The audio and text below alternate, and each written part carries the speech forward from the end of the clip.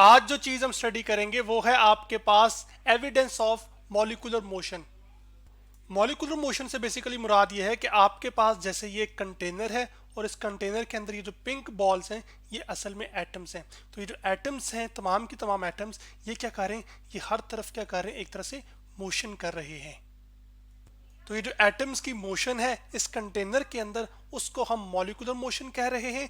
और आज हम ये जानना चाहते हैं कि इस ये जो एटम्स मूव कर रहे हैं इस कंटेनर के अंदर, इसका सबूत या इसके दलाइल क्या हैं।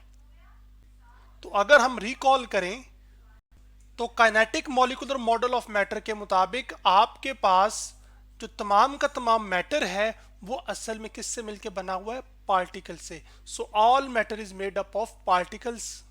मैटर से मुराद जैसे आपके पास इस तस्वीर के अंदर ये पार्टिकल्स हैं या एटम्स हैं और ये क्या कर रहे हैं, इन्होंने कुछ ना कुछ स्पेस घेरी हुई है यानी कि जगह घेरी हुई है।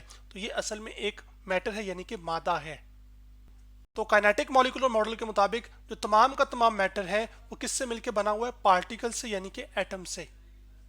और जो दूसरा इंपॉर्टेंट पॉइंट था kinetic molecular model of matter का वो ये था कि ये जो पार्टिकल्स हैं जिनसे मिलकर मैटर बना हुआ है असल में ये पार्टिकल्स आर ऑलवेज मूविंग, यानी कि जो पार्टिकल्स हैं ये मैटर के अंदर या मटेरियल के अंदर जैसे कि इस तस्वीर के अंदर आपके पास मुसलसल क्या करते रहे होंगे, मूव कर रहे होते हैं।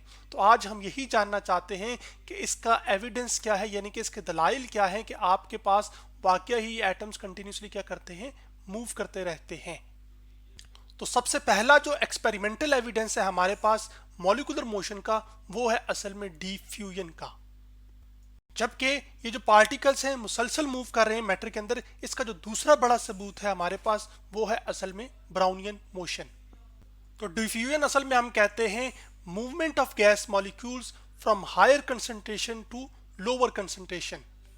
अभी जो डिफ्यूजन है इसको हम एक एनिमेशन से समझते हैं। ये एनिमेशन मैंने कॉलेज साइट kick.com की वेबसाइट से ली है जिसमें आप देख सकते हैं कि ये आपके पास एक कंटेनर है और उसमें आपके पास ये जो पार्टिकल्स हैं जो कि ब्लू बॉल से रिप्रेजेंट हो रहे हैं, पानी के पार्टिकल्स हैं, ये असल में क्या कर रहे हैं, तमाम के तमाम पार्टिकल्स मूव कर रहे हैं। और तमाम के तमाम जो पार्टिकल्स हैं वो रैंडमली यानी कि इर्रेगुलर या बेतरतीबी अंदाज में क्या कर रहे हैं, मूव कर रहे हैं, कभी दाएं कभी बाएं, कभी ऊपर कभी नीचे। तो तमाम पार्टिकल्स इसी तरह मूव कर रहे हैं। अब डिफ्यूजन को समझने के लिए मैं क्या करता हूं कि मैं यहां पर एक रंग जिसको हम डाई कह रहा हूं वो पानी के अंदर मिलाता हूं, जैसे कि यहां पर। तो अब आप ये देख रहे हैं इस एनिमेशन के अंदर कि आपके पास ये जो रंग वाले पार्टिकल्स हैं असल में जो कि लाल बॉल्स हैं, ये क्या करें कि जहां पर इनकी मिकदार सबसे पहले ज्यादा थी ना, अब ये उससे मूव करेंगे उस तरफ जहां पर इनकी मिकदार कम होगी। तो आप जैसे मैं एनिमेशन प्ले करूंगा तो आप ये देख रहे हैं कि ये अब पूरे मटेरियल के अंदर या पूरे कंटेनर के अंदर क्या हो रहे हैं, फैल रहे हैं यानी कि स्प्रेड हो रहे हैं। कहां से, जहां पर सबसे पहले उनकी मिकदार ज्यादा थी उससे उस तरफ जा रहे हैं जहां पर उनकी मिकदार सबसे पहले कम थी। तो इसी प्रोसेस को हम क्या कहते हैं, डिफ्यूजन। जबकि अगर मैं बात करूं ब्राउनियन मोशन से क्या मुराद है, तो ब्राउनियन मोशन हम कहते हैं रैंडम और haphazard motion of particles is known as Brownian motion, यानी कि बेतरतीब अंदाज में पार्टिकल्स का, जैसे कि इस एनिमेशन में ये जो वाटर के पार्टिकल्स हैं ये बेतरतीबी अंदाज में क्या कर रहे हैं, सब के सब मूव कर रहे हैं। तो ये जो असल में मोशन है इन तमाम पार्टिकल्स की, पानी के पार्टिकल्स की, असल में ये क्या है, एक तरह से ब्राउनियन मोशन है। अब चूंकि हमने डिफ्यूजन और ब्राउनियन मोशन के बारे में जान लिया है तो अब ये जानने की कोशिश करते हैं कि वो कौन कौन से अवामिल हैं जिनके तब्दील होने से आपके पास डिफ्यूजन या ब्राउनियन मोशन पर असर पड़ेगा। तो सबसे पहले बात करते हैं कि ऐसे फैक्टर्स जो कि ब्राउनियन मोशन को अफेक्ट करते हैं, यानी कि ब्राउनियन मोशन किन किन चीजों की वजह से तब्दील हो सकती है। तो पहला फैक्टर जिस पे ब्राउनियन मोशन डिपेंड करती है वो है असल में टेम्परेचर। अब ब्राउनियन मोशन पर टेम्परेचर का क्या असर है इसको हम एनिमेशन से ही देख लेते हैं। मैं वापस उसी एनिमेशन पर आ गया हूं और आप ये देखते हैं कि नीचे यहां पर एक स्लाइडर है जिससे मैं टेम्परेचर को बदला सकता हूं। तो अभी जब टेम्परेचर कम है तो मैं जब इस एनिमेशन को प्ले करूंगा तो आप ये देखेंगे कि ये पार्टिकल्स मूव कर रहे हैं, रैंडमली ही मूव कर रहे हैं। लेकिन जब टेम्परेचर कम है तो ब्राउनियन मोशन इतनी ज़्यादा नहीं है, बनिस्बतन कम है। यानी कि टेम्परेचर जब कम होगा तो पार्टिकल्स रैंडमली ज़रूर मूव कर रहे होंगे, लेकिन जो ब्राउनियन मोशन होगी वो कम होगी। अब आपके कंट्रोल में यहाँ पर एनिमेशन के अंदर टेम्परेचर तो है, तो मैं क्या करता हूँ कि यहाँ से टेम्परेचर को बढ़ाता हूँ, और आप ये देखेंगे जैसे ही मैंने टेम्परेचर बढ़ाया तो जो पार्टिकल्स के टकराव हैं आपस में वो भी बढ़ गए हैं। वो तेजी के साथ क्या करें, बेतरतीबी मूव करें, यानी कभी दाएं कभी बाएं, कभी आगे कभी पीछे। तो आपके पास ये असल में फर्क पड़ा कि जैसे ही आपने टेम्परेचर को बढ़ाया तो आपके पास ब्राउनियन मोशन भी क्या हो गई है, वो बढ़ गई है। क्यों बढ़ गई है? क्योंकि नंबर ऑफ कोलिजन्स भी क्या हो गए, एक तरह से बढ़ गए हैं। इसका मतलब यह हुआ कि जितना टेम्परेचर ज्यादा होगा, यानी कि higher the temperature larger the kinetic energy, यानी कि पार्टिकल्स तेजी के साथ क्या करेंगे, मूव करेंगे। तो जो मोशन की वजह से एनर्जी होती है उसको हम क्या कहते हैं, काइनेटिक एनर्जी। और जितनी काइनेटिक एनर्जी पार्टिकल्स की ज्यादा होगी, असल में नंबर ऑफ कोलिजन्स भी क्या हो जाएंगे, ज्यादा हो जाएंगे, यानी कि increase in number of collisions. और कोलिजन हम टकराव को कहते हैं, जिसकी वजह से आपके पास जो ब्राउनियन मोशन है वो भी क्या हो जाएगी, वो इंक्रीज हो जाएगी, यानी कि बढ़ जाएगी। लेकिन अगर टेम्परेचर कम होगा तो आपके पास क्या होगा, टी मैं टेम्परेचर के लिए इस्तेमाल कर रहा हूं, और टेम्परेचर के कम होने को मैं डाउन एरो से रिप्रेजेंट कर रहा हूं। तो टेम्परेचर जब कम होगा तो आपके पास उसका नतीजा ये होगा कि जो काइनेटिक एनर्जी है, जिसको के डॉट ई भी कहते हैं, लिखते हैं बदल के, वो भी क्या हो जाएगी, कम हो जाएगी। जब काइनेटिक एनर्जी कम हो जाएगी तो नंबर ऑफ कोलिजन्स भी असल में क्या हो जाएंगे, कम हो जाएंगे, जिसकी वजह से ब्राउनियन मोशन क्या हो जाएगी, डिक्रीज हो जाएगी। जो दूसरा फैक्टर है आपके पास जो कि ब्राउनियन मोशन को इफेक्ट करता है, वो है असल में आपके पास विस्कोसिटी। और विस्कोसिटी हम कहते हैं resistance offered by fluid to flow. जैसा कि आप इस तस्वीर में देख सकते हैं कि आपके पास बाएं जानिब इस कंटेनर में पानी है, जबकि दाएं जानिब शहद है, यानी कि हनी है। तो अब आपके पास जो पानी है ना, उसकी विस्कोसिटी कम है, जबकि जो शहद है उसकी विस्कोसिटी ज़्यादा है। तो अगर आप दोनों के अंदर बॉल्स फेंकेंगे ना, तो ये जो बॉल है ये पानी के अंदर ज़्यादा जल्दी तह तक पहुंच जाएगा, जबकि शहद के अंदर नहीं पहुंच पाएगा। क्यों? क्योंकि शहद गाढ़ा है तो वो रुकावट ज़्यादा पैदा करेगा कि बॉल नीचे ना जा सके, जबकि पानी कम रुकावट पैदा करेगा। तो अगर इन दोनों बातों को हम छोटे लेवल पर जाके सोचें या देखें, तो इसका मतलब ये होगा कि जो हनी होगा उसके जो पार्टिकल्स हैं वो एक दूसरे के साथ बहुत करीबली जुड़े हुए होंगे, जबकि पानी के अंदर पार्टिकल्स एक दूसरे के करीब तो होंगे लेकिन कुछ फासला होगा, जैसे कि यहाँ पर मैं दिखा रहा हूँ। तो चूंकि फासला पानी के अंदर जो पार्टिकल्स के बीच में ज़्यादा है, इस वजह से इन पार्टिकल्स या वाटर की जो ब्राउनियन मोशन है वो ज़्यादा होगी। क्यों? क्योंकि पार्टिकल्स तेजी के साथ क्या कर सकते हैं, इसके अंदर मूव कर सकते हैं। लेकिन शहद के साथ ऐसा नहीं है। शहद के अंदर पार्टिकल्स के लिए तेजी के साथ मूव करना मुश्किल होगा, क्योंकि ये कम विस्कस फ्लूइड है, क्योंकि इसकी विस्कोसिटी कम है, इस वजह से इसके अंदर ब्राउनियन मोशन कम होगी। और फ्लूइड कहते होते हैं हम लिक्विड को या फिर गैस को, जिसकी खास बात ये होती है कि वो बह सकता है, जैसे पानी बह सकता है। इसका मतलब है फिर मैं यूं कह सकता हूं कि मोर विस्कोसिटी या ज्यादा विस्कोसिटी आपके पास तब होगी जब आपके पास जो स्पेसिंग है बिटवीन पार्टिकल्स वो क्या होगी, स्मॉलर होगी, यानी कि कम होगी, जैसे कि शहद के अंदर बनिस्बतन पानी के। तो जब स्पेसिंग कम होगी पार्टिकल्स के बीच में, इसका मतलब ये होगा कि आपके पास कम से कम रैंडम मूवमेंट होगी पार्टिकल्स की, जिसकी वजह से आपके पास जो ब्राउनियन मोशन होगी वो भी कम होगी।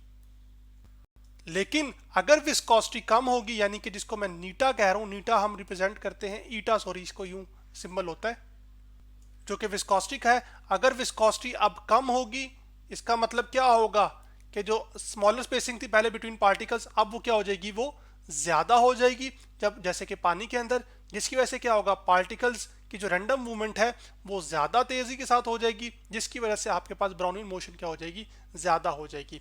तो यूं भी कह सकता हूं कि जो विस्कोसिटी है वो ब्राउनियन मोशन के इनवर्सली प्रोपोर्शनल है। जितनी विस्कोसिटी ज्यादा उतनी ब्राउनियन मोशन कम, जितनी विस्कोसिटी कम उतनी ब्राउनियन मोशन ज्यादा। अब चूंकि हमने ये जान लिया कि जो ब्राउनियन मोशन है वो टेम्परेचर और विस्कोसिटी पे डिपेंड करती है, अब हम ये जानने की कोशिश करते हैं कि आपके पास ये जो डिफ्यूजन है ये किन किन फैक्टर्स पर या किन किन अवामिल पर डिपेंड करती है, जिससे आपके पास डिफ्यूजन को आप या तो बढ़ा सकते हैं या फिर कम कर सकते हैं। पहला फैक्टर जो कि डिफ्यूजन को इफेक्ट करता है वो असल में आपके पास टेम्परेचर है, और टेम्परेचर हम कहते हैं मेजर ऑफ हॉटनेस और कोल्डनेस ऑफ ऑब्जेक्ट, यानी कि कोई चीज कितनी गर्म है या कितनी ठंडी है। अब डिफ्यूजन टेम्परेचर से कैसे जुड़ी हुई है इसको दोबारा हम एक एनिमेशन से देख लेते हैं। तो मैं दोबारा अपनी सेम एनिमेशन पर वापस आ गया हूं, और अब आप ये देख रहे हैं कि ये आपके पास वाटर के पार्टिकल्स हैं जो कि रैंडमली क्या कर रहे हैं, मूव कर रहे हैं। अभी इनकी मोशन को मैं क्या कर रहा हूँ, पॉज से स्टॉप कर रहा हूँ, ठीक है। अभी मैंने क्या रखा हुआ है, टेम्परेचर को कम रखा हुआ है, और मैं क्या करता हूँ कि इसके अंदर एक रंग मिक्स करता हूँ जिसको मैं डाई कह रहा हूँ, और वो आप लाल पार्टिकल से रिप्रेजेंट कर सकते हैं, जैसे कि मैं यहाँ पर कर रहा हूँ। तो आप ये देख रहे हैं कि जब टेम्परेचर कम है तो आपके पास पार्टिकल्स के लिए इस पानी के अंदर डिफ्यूज होना, यानी कि लोअर कंसंट्रेशन हायर कंसंट्रेशन से लोअर कंसंट्रेशन जाना थोड़ा सा मुश्किल है, यानी कि वक्त लग रहा है। यानी कि जब टेम्परेचर कम है तो आपके पास डिफ्यूजन भी एक तरह से कम है। तो मैं फिर यूं कह सकता हूं, एज टेम्परेचर इंक्रीजेस, यानी कि जैसे जैसे टेम्परेचर बढ़ेगा, सॉरी एनिमेशन में मैंने टेम्परेचर को कम किया था तो मैं इसको कम रखता हूं, डिक्रीजेस लिखता हूं। तो आपके लिए करेक्ट करके लिख देता हूं, एज टेम्परेचर डिक्रीजेस। तो जो रेट ऑफ डिफ्यूजन है, यानी कि कितनी तेजी के साथ आपके पास जो पार्टिकल्स हैं, जैसे कि इस एनिमेशन में हायर कंसंट्रेशन से लोअर कंसंट्रेशन की तरफ जा रहे थे, तो कितनी तेजी के साथ ये डिफ्यूज हो रहे हैं, यानी हायर कंसंट्रेशन से जहां पर उनकी मिकदार ज्यादा है और उस तरफ जा रहे हैं जहां पर उनकी मिकदार कम है, तो वो उसको हम कह रहे हैं रेट ऑफ डिफ्यूजन। और वो क्या करेगा फिर आपके पास, वो डिक्रीज करेगा टेम्परेचर के डिक्रीज होने से। क्यों? क्योंकि आपके पास जब टेम्परेचर कम है तो जो पार्टिकल्स हैं वो स्लोली मूव कर रहे होंगे ना, उनके पास इतनी एनर्जी नहीं होगी कि वो तेजी के साथ मूव कर सके, इस वजह से। लेकिन अब जैसे ही आपके पास टेम्परेचर बढ़ेगा, यानी कि एज टेम्परेचर इंक्रीजेस, तो जो रेट ऑफ डिफ्यूजन है ना वो भी क्या हो जाएगा, वो भी बढ़ जाएगा, यानी कि rate of diffusion also increases. और इस चीज को आप एनिमेशन से देख सकते हैं, जैसे कि यहाँ पर वही सेम एनिमेशन है, उसको मैंने रीसेट किया है, यहाँ से रीसेट करते हैं, ठीक है। और अब मैं टेम्परेचर को क्या करता हूँ, बढ़ा के हाई कर देता हूँ। तो जब टेम्परेचर को हाई करूंगा और आपके साथ ही मैं यहाँ पर पार्टिकल्स मिक्स करूंगा, डाई यानी रंग मिक्स करूंगा, तो आप ये देखेंगे अब पार्टिकल्स तेजी के साथ क्या कर रहे हैं, वो मिक्स हो रहे हैं, यानी कि डिफ्यूज हो रहे हैं। कहाँ से, हायर कंसंट्रेशन से किस तरफ, लोअर कंसंट्रेशन की तरफ। तो यानी कि जब टेम्परेचर बढ़ा तो आपके पास क्या हुआ कि पार्टिकल्स के पास एनर्जी ज्यादा थी, जिसकी वजह से आपके पास उनके लिए डिफ्यूज होना, यानी कि हायर कंसंट्रेशन से लोअर कंसंट्रेशन की तरफ जाना ज्यादा आसान हो गया। तो यानी कि टेम्परेचर जब बढ़ेगा तो डिफ्यूजन भी क्या हो जाएगी, बढ़ जाएगी। जो दूसरा फैक्टर है जिस पर डिफ्यूजन डिपेंड करती है वो है असल में आपके पास पार्टिकल का साइज, कि क्या पार्टिकल बड़े साइज का है या फिर छोटे साइज का है। डिफ्यूजन पार्टिकल साइज के साथ कैसे जुड़ी हुई है, वापस एक एनिमेशन पर चलते हैं। ये एनिमेशन मैंने YouTube के चैनल फिलिप अलेक्जेंडर से ली है, जिसका टाइटल है डिफ्यूजन एंड ब्राउनियन मोशन। तो अब आप ये देख सकते हैं यहाँ पर आपके पास हमने एक दीवार रखी हुई है और उसके पीछे एक ही आपको पर्पल कलर का हैवी पार्टिकल नजर आ रहा है, जबकि ये आपके पास जो ग्रीन है ये आपको एक स्मॉलर या लाइटर पार्टिकल नजर आ रहा है।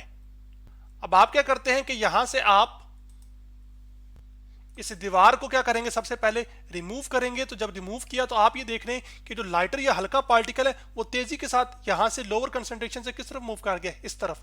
जबकि जो हैवी पार्टिकल है ये इतना ज्यादा दूर मूव नहीं कर सका, यानी कि जितना हैवी पार्टिकल होगा उसके लिए मूव करना, आगे दूर तक जाना उतना मुश्किल होगा, जबकि जितना हल्का पार्टिकल होगा उसके लिए आगे मूव करना उतना आसान होगा। तो डिफ्यूजन आसान होगी फिर। तो मैं फिर यूं कह सकता हूं, larger the particle size smaller the diffusion. तो फिर मैं ये भी कह सकता हूं कि smaller the particle size larger the diffusion, यानी कि जितना पार्टिकल का साइज छोटा होगा उतना वो तेजी के साथ और ज्यादा जो है ना वो डिफ्यूज होगा, यानी ज्यादा दूर तक जाएगा। लेकिन जितना पार्टिकल का साइज कम होगा उसकी डिफ्यूजन उतनी फिर जितना पार्टिकल का साइज ज्यादा होगा उसकी डिफ्यूजन उतनी फिर कम होगी। तो आज हमने एविडेंस ऑफ मॉलिक्यूलर मोशन के बारे में पढ़ा, और वो ये जाना कि जो डिफ्यूजन है और ब्राउनियन मोशन है वो असल में मॉलिक्यूलर मोशन के एविडेंस है, और उसके बाद ये जाना कि किन किन फैक्टर्स पर आपके पास ब्राउनियन मोशन और डिफ्यूजन डिपेंड करती हैं।